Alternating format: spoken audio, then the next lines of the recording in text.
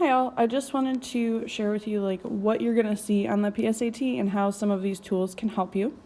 You'll see at the top there's a timer, so mine just says 00 because this is just a test preview to show you what it is.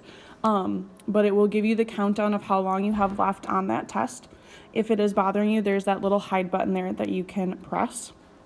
You can see that you're on question number 1 of 8 in this case. For reading, you'll have about 27 questions, and for math, you'll have about 22 questions in each section. You can see that we have a reading question. So it is cool. You can highlight words. There you go. So, and you can see you can have different colors, right? Maybe you want to underline it. Maybe you want to write a little note to yourself, right? Things that can help you just make sure you're understanding the information, okay? So here I have this question. It says, what choice completes the text with the most logical word, precise word or phrase? So the spoken word poet don't lose their blank nature when printed. So I'm going to go through, I'm going to be like, oh, I don't think jarring is the right answer. So they have this little cross-off thing for you so you can help your brain be like, I know it's not that answer, okay? I'm going to pick a random answer and I'm going to say, hey, I'm not really sure if that's the right answer, but I'm going to move on because it is timed. So you want to make sure you're using your time wisely. So don't spend a lot of time on a question if you're not sure. Move on. So I'm going to click the little review button and that'll pop up later. And then I'm going to hit next. I'll read through each question. I'm going to be like, oop, I'm very confident on that. If you're not confident on an answer, pick your favorite letter that day and choose that for anyone you're not confident on, okay? Statistically, that's going to help you be the best here. So I'm just going to go through and pretend like I've read all of these. Again, you're going to take your time to some extent and actually read the questions, okay? But I want to just show you what this looks like, okay? So I've answered all 8 questions. So if you get to the last question, okay, on test day, you won't be able to move to the next module until the time actually expires, okay? But this screen will pop up and you can see that you've answered all the questions. I'm actually going to go back and show you what it looks like if I haven't answered a question. Oh, maybe I can't undo that. I'll show you that next time.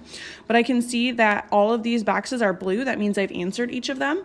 But I can go back and click for review as the little red flag. So I see there's a red flag on question number 1. So if I click question number 1, I can go back and see and be like, oh, I have time to reread that, okay? You can see up here at the top, highlight mode.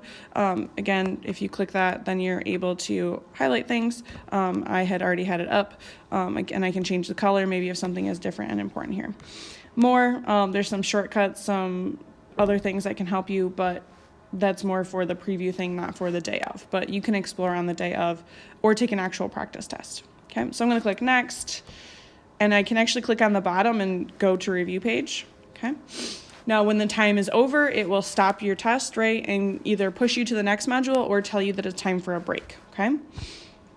So this module is over. It's going to save. Just give it a second. Okay, so this is a math practice one. Okay, I do want to show you that if you click the calculator button up at the top here, it will give you a Desmos graphing calculator. You can still do basic arithmetic on there. So I put 2 plus 2 and it gave me 4. I can type in a graph, y equals 2x plus 4, right?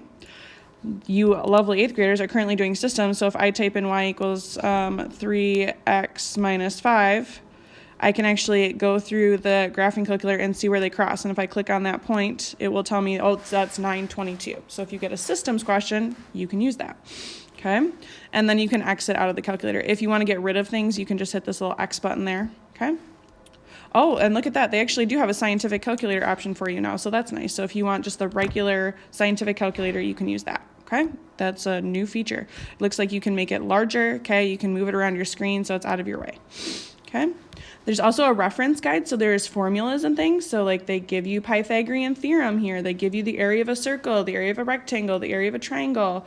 You're probably not going to use your 30, 60, 90 until you get to geometry. They give you some volume things, and they tell you a couple things about circles here.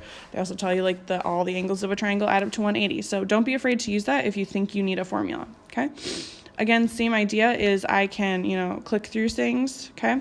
I'm going to skip answering this question. I'm going to mark it for review, okay? Personally, I would answer a question just to make sure if you run out of time that you have an answer for it. Okay, so I'm going to click through. I would have read these. There are some non-multiple choice answers here. So I would choose whatever number I think best fits that, okay?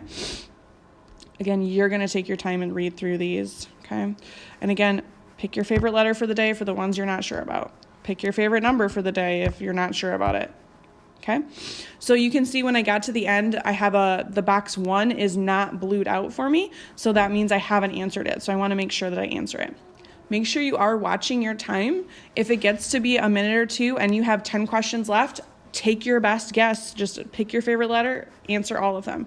It is better to answer all of them. You are not punished for a wrong answer. Okay, hope this helps. If you have any questions, let me know. Bye.